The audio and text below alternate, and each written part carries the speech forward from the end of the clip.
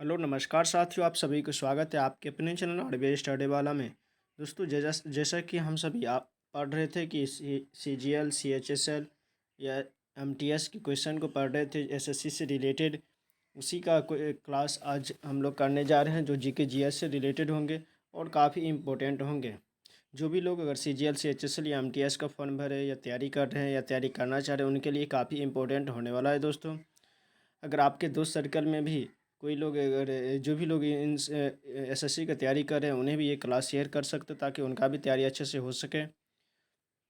ठीक है दोस्तों, जैसा कि आप थंबनेल पर देख रहे हैं क्वेश्चन, इसी तरह के क्वेश्चन को करने के लिए या प्रैक्टिस करने के लिए आप इस चैनल पर बने रहें।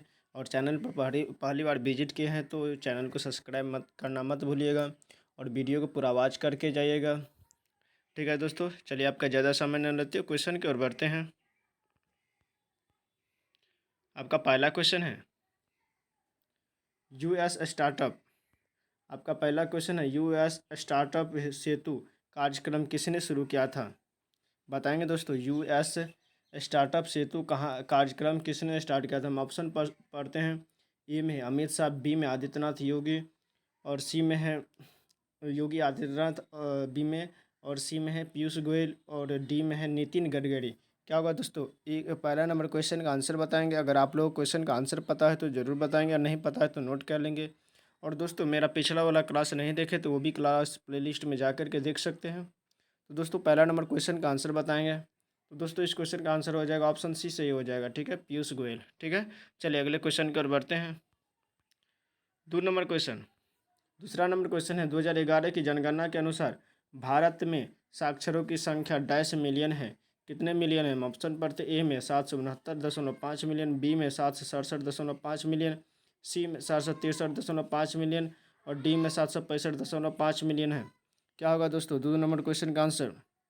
तो दोस्तों इस क्वेश्चन का आंसर हो जाएगा ऑप्शन सी सही हो जाएगा। ठीक है, क्या हो जाएगा? 763.5 मिलियन। चलिए अगले क्वेश्चन की ओर बढ़ते हैं।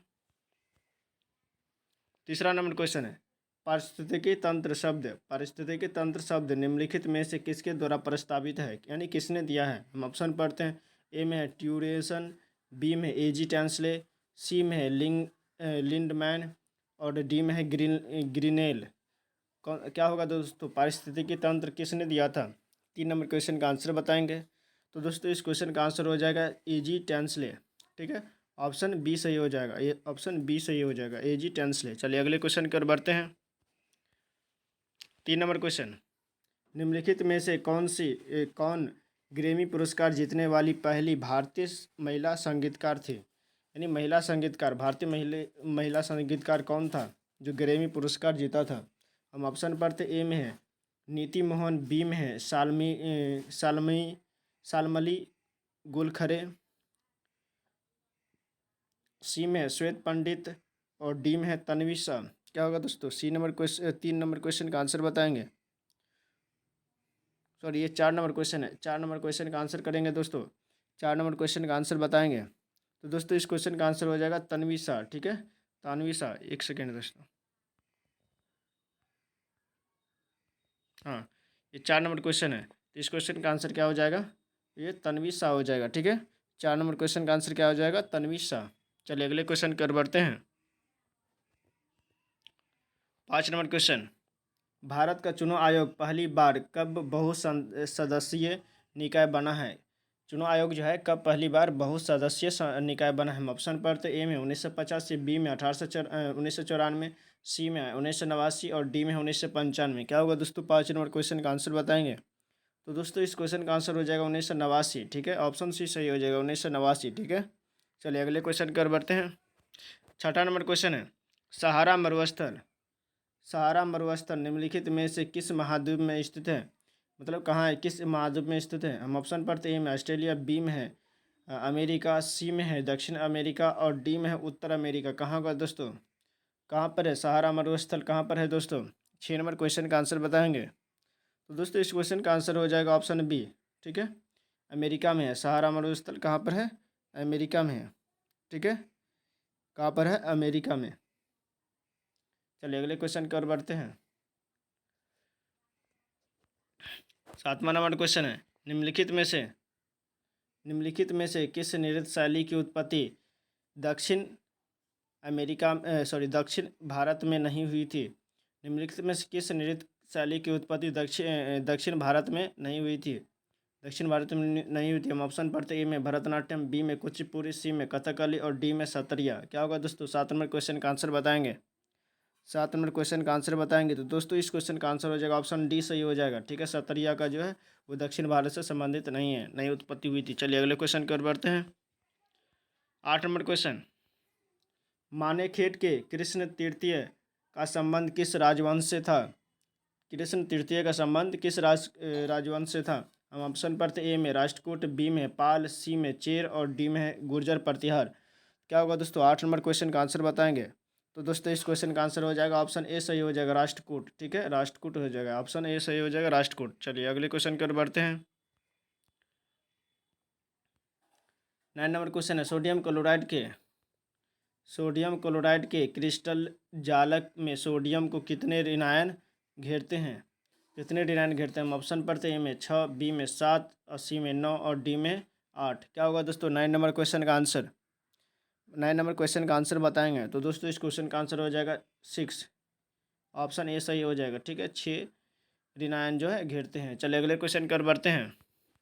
10 नंबर क्वेश्चन, ग्रीष्मकालीन और शीतकालीन ओलंपिक आयोजन के बीच कितने वर्ष का अंतर होता है? हम ऑप्शन पढ़ते ए में है 2, बी में है 4, सी में है 3 और डी में है 3, सी में है 1 और डी में है 3।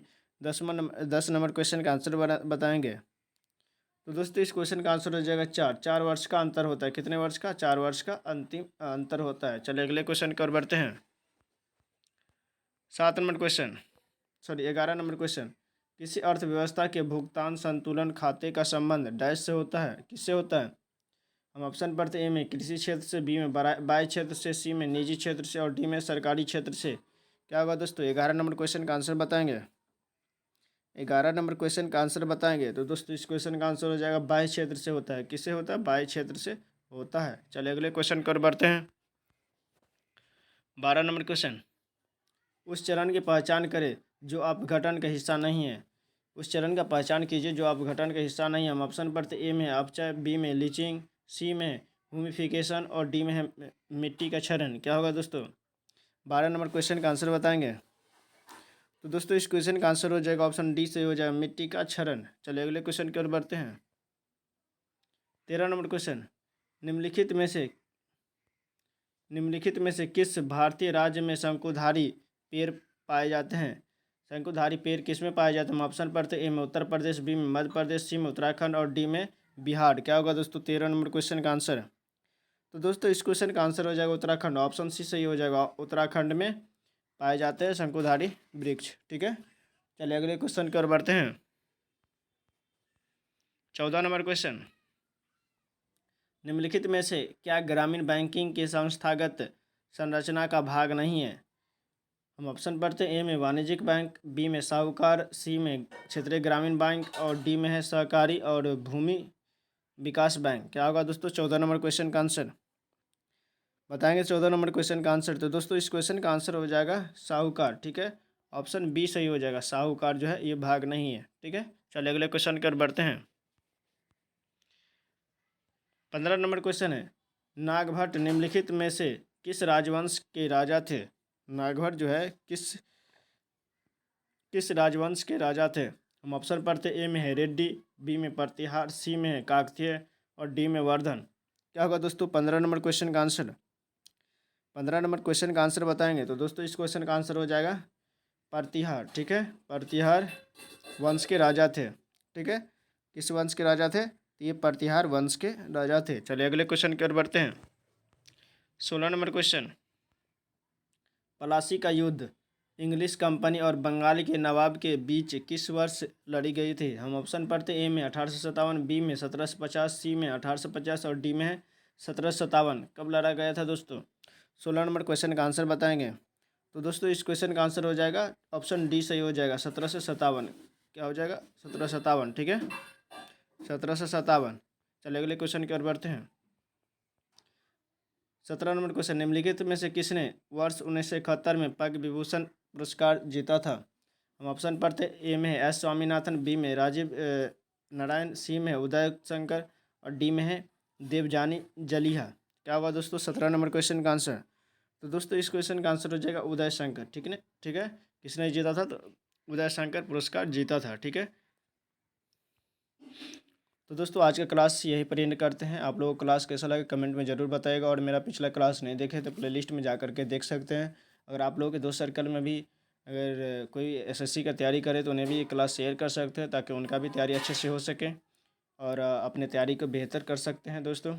चलिए दोस्तों, चैनल पर बने रहने के लिए चैनल को सब्सक्राइब करना मत भूलिएगा, और वीडियो अच्छा लगे तो लाइक कीजिएगा और एक छोटा सा कमेंट कीजिएगा कि आप लोगों को वीडियो कैसा लगा। चलिए दोस्तों, आपका क्लास यहीं पर एंड करते हैं। जय हिंद।